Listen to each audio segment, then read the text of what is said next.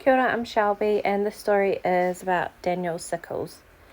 A congressman from New York and later a Union general in the American Civil War, Daniel E. Sickles was also a rampant womanizer, and his marriage to 17-year-old Teresa Bagioli in 1853 did nothing to deter his philandering ways.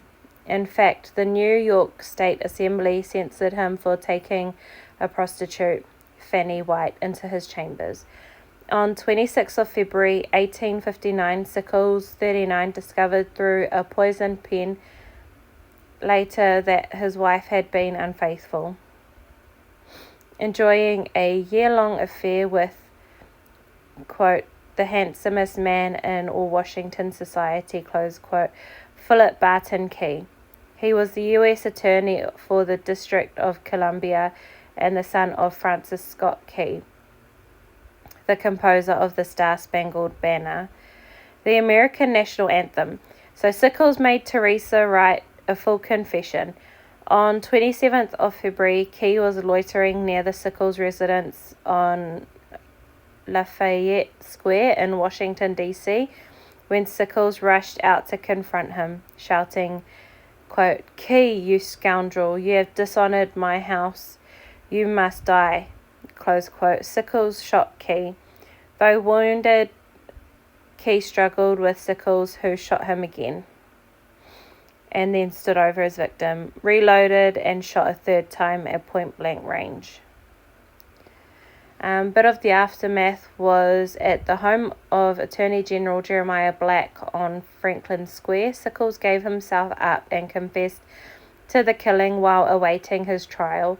Sickles was allowed to receive many visitors, so many that he used the head jailer's rooms to see them. Oddly, he was also allowed to keep his weapon while in prison. The President, James Buchanan, even sent Sickles a letter. Sickles hired several leading politicians to defend him, including Edwin M. Stanton, a future Secretary of War, and Chief Counsel James T. Brady. The trial opened on 4th of April 1859. Quote, you are here to fix the price of the marriage bed, close quote. Roared Associate Defense Attorney John Graham in a speech so packed with quotations from Othello, Jewish history, and Roman law that it lasted 2 days and later appeared in book form. Teresa's letter admitting her guilt was ruled inadmissible in court, but Sickles leaked it to newspapers which printed it in full. Stanton argued that Teresa's infidelity had left Sickles temporarily insane with grief and therefore not reasonable for his actions. For the first time in U.S. history, this defense succeeded. Sickles was acquitted and even considered a public benefactor for rescuing other women from Key's beastly charms.